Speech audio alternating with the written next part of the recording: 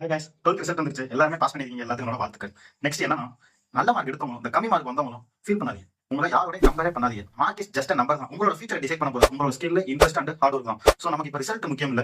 Next நம்ம எந்த course choose பண்ண போறோம், எந்த காலேஜ் சூஸ் பண்ண போறோம் அப்படிங்கறதா முக்கியம். இந்த காலேஜ் சூஸ் பண்ணும்போது இந்த என்ஜாய்மெண்ட்ஸ், எலிவேஷன்ஸ், காலேஜோட ஃபங்க்ஷன்ஸ் இதெல்லாம் பார்த்து அவசரப்பட்டு யாரும் மேனேஜ்மெண்ட்ல சேராதீங்க. சில பேர் கமிஷனுக்காக சீட்டு கிடைக்காது அப்படின்னு பயமுறுத்தி அட்மிஷன் போட சொல்லுவாங்க. தயவு செஞ்சு யாரும் ஏமாறாதீங்க.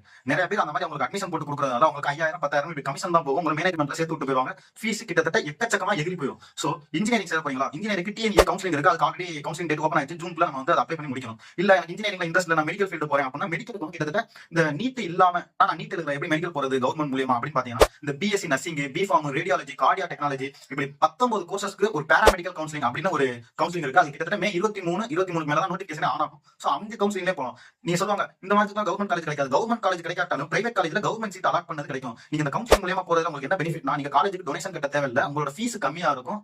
கவர்மெண்ட் அலாட்டட் சீட்டா இருக்கும். சோ அவசரப்பட்டு யாரும் மேனேஜ்மெண்ட்ல இந்த மாதிரி சில பேரோட பேச்செல்லாம் கேட்டு சேர்ந்துடாதீங்க. காலேஜ்ல சேர போறீங்கன்னா அந்த காலேஜ்ல படிச்ச ஸ்டூடெண்ட்ஸ் கிட்ட நீங்க கேட்டீங்கன்னா ட்ரூலியா கேட்கணும். இந்த என்ஜாய்மெண்ட் ஸ்கூல் மாதிரி இருக்குமா அப்படின்னு கேட்காம இங்க படிச்சா இங்க படிக்கையில ஸ்கில் டெவலப்மெண்ட் கோர்சஸ் எல்லாம் ப்ரொவைட் பண்ணுவாங்க, பிளேஸ்மெண்ட்ஸ் ஹெல்ப் பண்ணுவாங்களா.